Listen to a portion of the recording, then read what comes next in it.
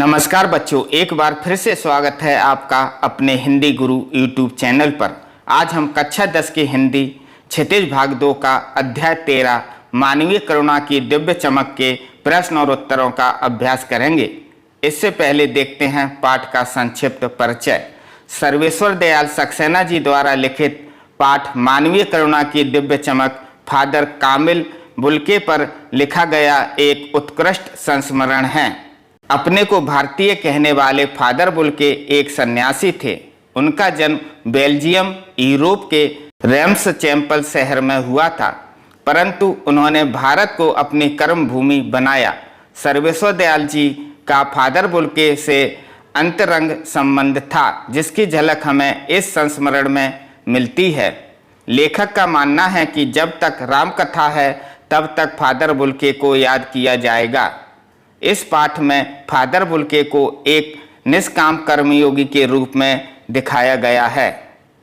वहीं उनके भावपूर्ण संबंधों की झलक इस पाठ में मिलती है। तो बच्चों, अब देखते हैं इस पाठ के प्रश्न और उत्तरों को। वीडियो को लाइक करें तथा आप हमारे चैनल पर पहली बार आए हैं तो चैनल को अवश्य सब्सक्राइब करें, ताकि हमारी अगली वीडियो की नोटिफिकेशन मिल सके आपको सबसे पहले। इस पाठ का देखते हैं पहला प्रश्न। फादर की उपस्थिति देवदार के छाया जैसी क्यों लगती थी? उत्तर, फादर परिमल के सदस्यों से अत्यंत घनिष्ठ एवं पारिवारिक संबंध रखते थे। वे उम्र में बड़े होने के कारण आशीर्वचन देते, दुखी मन को सांत्वना देते, जिससे मन को उसी तरह की शांति और सुकून मिलता था जैसे थके हारे यात्री को देवदार की शीतल छाया में मिलता है। इसलिए उनकी उपस्थिति देवदार की छाया सी लगती थी। प्रश्न 2, फादर बुल्के भारतीय संस्कृति के एक अभिन्न अंग हैं। किस आधार पर ऐसा कहा गया है? उत्तर, फादर बुल्के भारतीय संस्कृति के अभिन्न अंग बन चुके थे। उन्होंने भारत में रहकर अपने देश, घर, परिवार आदि को पूरी तरह से भुला दिया था। 47 वर्षों तक भारत में रहने वाले फादर केवल 3 बार ही अपने परिवार से मिलने बेल्जियम गए थे। वे भारत को ही अपना देश समझने लगे थे। वे भारत की मिट्टी और यहाँ की संस्कृति में रच बस गए थे। पहले तो उन्होंने यहाँ रहकर पढ़ाई की, फिर डॉक्टर धीरेन्द्र वर्मा के सानिध्य में रामकथा उत्पत्ति और विकास पर अपना शोध प्रबंध पूरा किया। उन्होंने प्रसिद्ध अंग्रेजी हिंदी शब्दकोश भी तैयार किया। इस तरह वे भारतीय संस्कृति के होकर रह गए थे। बच्चों, मैंने जो ये प्रश्न और उत्तर बनाए हैं, जो काफ़ी सरल और छोटे छोटे हैं, जो आपको वीडियो देखने मात्र से ही याद हो जाएंगे, इसलिए वीडियो को पूरा अवश्य देखें। प्रश्न 3, पाठ में आए उन प्रसंगों का उल्लेख कीजिए जिससे फादर बुल्के का हिंदी प्रेम प्रकट होता है। उत्तर, फादर बुल्के का हिंदी प्रेम प्रकट करने वाले प्रसंग निम्नलिखित हैं। देखें, नंबर 1, फादर बुल्के ने कलकत्ता से बीए करने के बाद हिंदी में एमए इलाहाबाद से किया। दूसरा, मातरलिंग के प्रसिद्ध नाटक ब्लू बर्ड का नाम हिंदी में नीला पक्षी रखा। तीसरा, इलाहाबाद विश्वविद्यालय से रामकथा उत्पत्ति एवं विकास पर शोध प्रबंध लिखा। चौथा, परिमल नामक हिंदी साहित्यिक संस्था के सदस्य बने। पांचवा, वे हिंदी को राष्ट्रभाषा का गौरव दिलाने के लिए सतत प्रयत्नशील रहे। प्रश्न चौथा, इस पाठ के आधार पर फादर कामिल बुल्के की जो छवि उभरती है उसे अपने शब्दों में लिखिए। उत्तर, फादर बुल्के एक निष्काम कर्मयोगी थे। वे लंबे, गोरे, भूरी दाढ़ी व नीली आंखों वाले चुंबकीय आकर्षण से युक्त सन्यासी थे। वे इतने मिलनसार थे कि एक बार संबंध बंध जाने पर सालों साल निभाया करते थे। वे पारिवारिक जलसों में पुरोहित या बड़े भाई की तरह उपस्थित होकर आशीर्वादों से भर देते थे, जिससे मन को अद्भुत शांति मिलती थी। उस समय उनकी छवि देवदार के विशाल वृक्ष जैसी होती थी। प्रश्न 5, लेखक ने फादर बुल्के को मानवीय करुणा की दिव्य चमक क्यों कहा है? उत्तर, लेखक ने फादर कामिल बुल्के को मानवीय करुणा की दिव्य चमक इसलिए कहा है क्योंकि फादर नेक दिल वाले वह व्यक्ति थे जिनकी रगों में दूसरों के लिए प्यार, अपनत्व और ममता भरी थी। वह लोभ, क्रोध, कटुभाषिता से कोसों दूर थे। वे अपने परिचितों के लिए स्नेह और ममता रखते थे।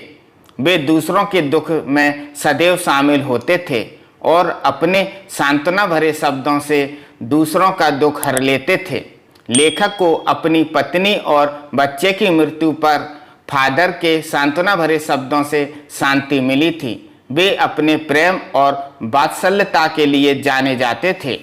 प्रश्न 6, फादर बुल्के ने सन्यासी की परंपरागत छवि से अलग एक नई छवि प्रस्तुत की है, कैसे? उत्तर, परंपरागत रूप से सन्यासी एक अलग छवि लेकर जीते हैं। उनका विशेष पहनावा होता है। वे सांसारिकता से दूर होकर एकांत में जीवन बिताते हैं। उन्हें मानवीय संबंधों और मोह माया से कुछ लेना देना नहीं होता है। वे लोगों के दुख सुख से तटस्थ रहते हैं और इस वंदना में समय बिताते हैं। फादर बुल्के परंपरागत सन्यासियों से भिन्न थे। वे एक बार संबंध बनाकर तोड़ना नहीं जानते थे। वे लोगों से अत्यंत आत्मीयता से मिलते थे। वे अपने परिचितों के दुख सुख में शामिल होते थे और देवदार वृक्ष की शीतल छाया से भर देते थे। इस तरह उन्होंने परंपरागत सन्यासी से हटकर अलग छवि प्रस्तुत की। अगर आपको इन प्रश्न और उत्तरों की PDF चाहिए तो उसकी लिंक मैंने डिस्क्रिप्शन बॉक्स में दे रखी है, उस पर क्लिक करें और PDF देखें। प्रश्न 7, आशा स्पष्ट कीजिए। क, नम आँखों को गिनना स्याही फैलाना है। ख, फादर को याद करना एक उदास शांत संगीत को सुनने जैसा है। देखें उत्तर का, नम आँखों को गिनना स्याही फैलाना है। इसका आशय यह है कि फादर की मृत्यु पर अनेक साहित्यकार, हिंदी प्रेमी, ईसाई धर्म अनुयायी एवं अन्य लोग इतनी संख्या में उपस्थित होकर शोक संवेदना प्रकट कर रहे थे कि उनकी गणना करना कठिन एवं उनके बारे में लिखना स्याही बर्बाद करने जैसा था, अर्थात उनकी संख्या अनगिनत थी। ख, फादर को याद करना एक उदास शांत संगीत को सुनने जैसा है। देखें इसका उत्तर, इसका आशय यह है कि फादर को याद करते ही उनका करुणामय, शांत एवं गंभीर व्यक्तित्व हमारे सामने आ जाता है। उनकी याद हमें उदास मन को विचित्र सी उदासी एवं शांति से भर देती है। ऐसा लगता है जैसे हम एक उदास सा संगीत सुन रहे हैं। प्रश्न 8, आपके विचार से बुल्के ने भारत आने का मन क्यों बनाया होगा? उत्तर, भारत प्राचीन से ही ज्ञान और अध्यात्म का केंद्र रहा है। हमारे विचार से फादर बुल्के ने भारत के प्राचीन और गौरवपूर्ण इतिहास तथा यहाँ की सभ्यता, संस्कृति, जीवन दर्शन, सत्य, अहिंसा, प्रेम, धर्म, त्याग तथा ऋषि मुनियों से प्रभावित होकर ही भारत आने का मन बनाया होगा। प्रश्न 9, बहुत सुंदर है मेरी जन्मभूमि रेम्स चैपल। इस पंक्ति में फादर बुल्के की अपनी जन्मभूमि के प्रति कौन सी भावनाएं व्यक्त होती हैं? आप अपनी जन्मभूमि के बारे में क्या सोचते हैं? उत्तर, बहुत सुंदर है मेरी जन्मभूमि रेम्स चैपल। इस पंक्ति में फादर बुल्के की अपनी जन्मभूमि के प्रति अपार श्रद्धा एवं प्रेम की भावना अभिव्यक्त होती है। मेरी जन्मभूमि भी मुझे बहुत सुंदर और प्यारी लगती है। मैं यहाँ की मिट्टी में ही खेलकर बड़ा हुआ हूँ, अतः यहाँ की धरती मेरी माता के समान है। इसके प्रति मेरा भी कुछ कर्तव्य है, यह मुझे सदा याद रखना चाहिए।